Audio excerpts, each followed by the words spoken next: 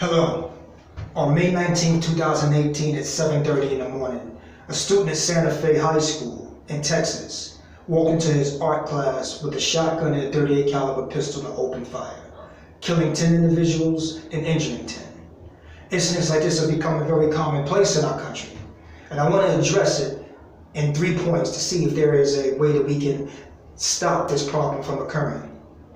The first question I want to ask is, are our students becoming used to and starting to accept this type of behavior?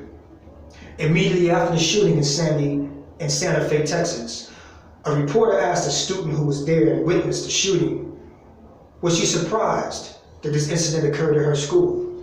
Her answer was no. Incidents like this have been happening everywhere. I figured that at some point in time it would happen here as well. When word of the shooting got out, a student in Parkdale, Florida, where a similar incident like this occurred just a few months prior, she sent out a statement to the students there saying, "This very familiar epidemic has touched your town too. My heart goes out to you." Both of these students have come to realize and accept that incidents like this are commonplace now. In the city of Chicago, gang members are routinely recruited by older gang members and given weapons and taught how to take out their rivals. Does music and video games play a role in this? The shooter in Santa Fe, Texas high school listened to heavy metal. A lot of our gang members listen to rap music.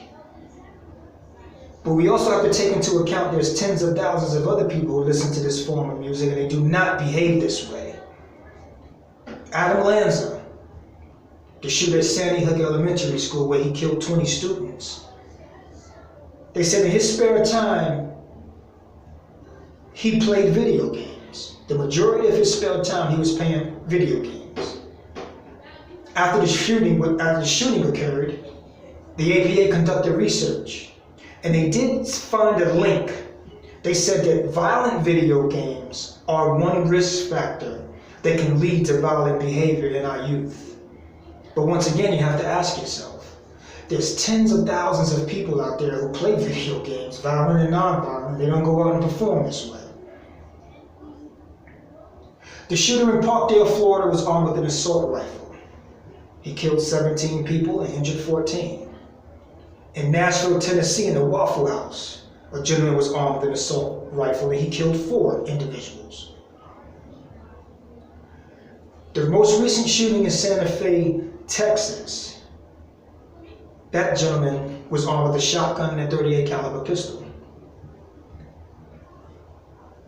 In 2017, there were over 2,000 shootings in the city of Chicago with over 3,000 people being injured or killed, which was a drop from 2016 where there was over 3,000 shootings and just over 4,000 victims.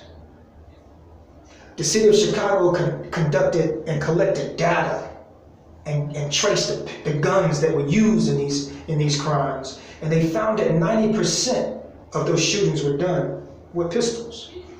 So it doesn't matter what type of weapons being used, it's about the intent of the person that's using it. My call to action is 2-part. One part's complex, the other part's pretty simple. Neuroscientists currently at the University of Bristol are collecting data from the brain activity of individuals and relating it to their behavior.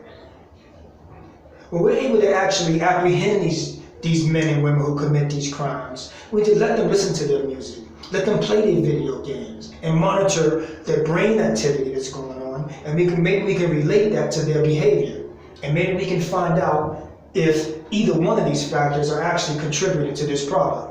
And if so, we can fix it properly. The second part is pretty simple. 2 gang members were asked, why do they join gangs? And one of them said, regular society doesn't accept everyone. Now what they meant was either social class, whether it be the way you look, the way you dress, whatever. Society doesn't accept everyone. He said gangs don't do that. Gangs are willing to take anybody who's willing to join.